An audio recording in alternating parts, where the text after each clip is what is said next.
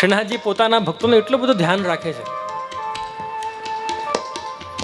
અને જેમ મેં કહ્યું, પ્રભુને વસ્તુથી કાંઈ લેવા દેવા નથી, પ્રભુને એના ભાવથી લેવા દેવા છે. બાકી કોટાના રાજા, કિશનગઢના રાજા, એમના પાસે કાંઈ નહીં માંગ્યું પ્રભુએ, પણ એક સંન્યાસી પાસે પ્રભુએ ભોગ ચોકી માંગ્યું.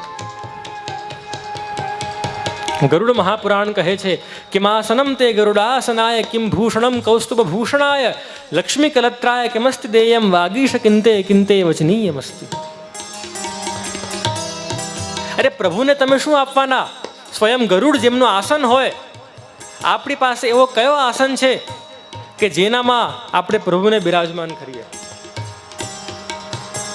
સ્વયં લક્ષ્મીજી જેમના પત્ની હોય, તમારી પાસે એવા કેવા પૈસા છે કે તમે તમારા પૈસાથી પ્રભુને ખુશ કરી શકો? સ્વયં કૌસ્તુભ મણિ જેમનો ભૂષણ હોય, તમારા હીરા ઝવેરાત માણિક પન્ના નીલમ પિરોજા, પ્રભુને શું ભાવવાના છે?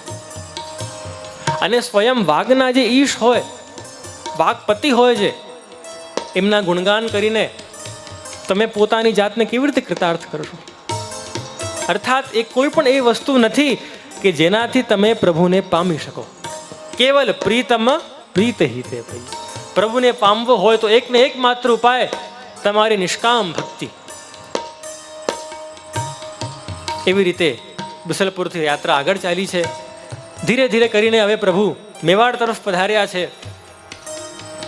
મેવાડના રાણા રાયસિંહ કરીને એ જમાનામાં તેના રાજા હતા.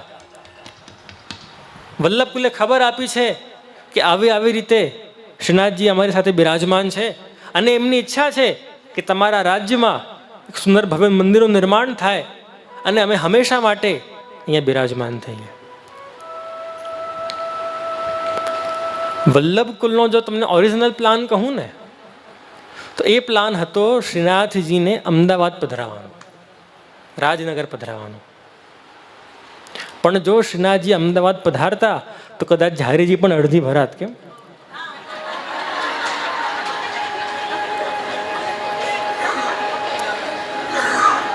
બધાને ધીરે ધીરે લાઈટ થાય છે. કહેવાની વાત છે, અમને તો એવા અનુભવ નથી થયા. અમને તો હંમેશા અડધી શું 2 ગણી ઝારીજી જ મળી છે. તો કહેવાની વાત છે